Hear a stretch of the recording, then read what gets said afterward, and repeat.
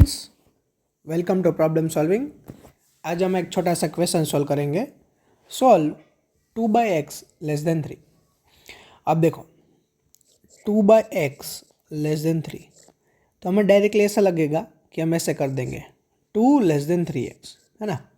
लेकिन ये सरासर गलत है। क्यों गलत है? देखो, मान लो कि 2/-2 है लेस देन 3, तो ये सही है कि नहीं? अगर x की वैल्यू -2 है तो ये सही है कि नहीं? तो क्या होगा, ये -1 लेस देन 3 हो जाएगा। ये सही है बिल्कुल भी। अगर हमने ऐसे किया तो क्या हो जाएगा, ये हो जाएगा 2 लेस देन -6, और ये गलत है। दैट्स वाई हम ऐसा नहीं कर सकते।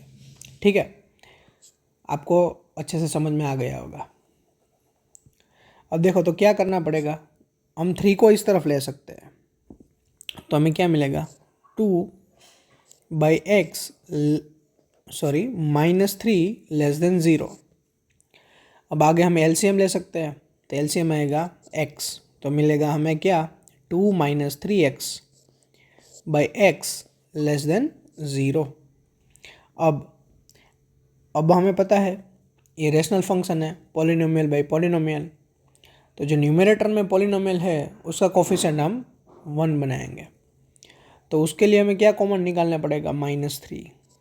ठीक है, तो हमें क्या मिलेगा, -3 कॉमन निकालने से x -2/3 मिल जाएगा।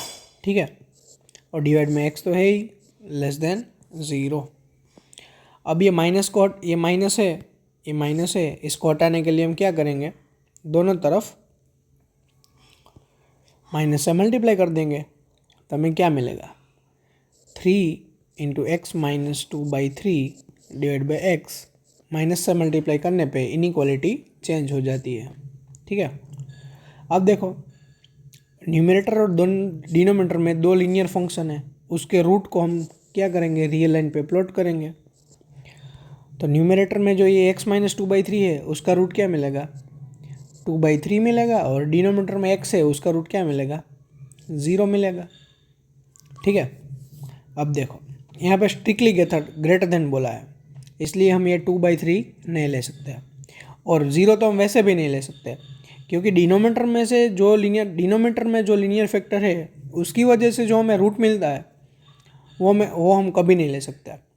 ठीक है, और आगे देखो, ये जो सबसे राइट मोस्ट पार्ट है वो ऑलवेज पॉजिटिव आएगा।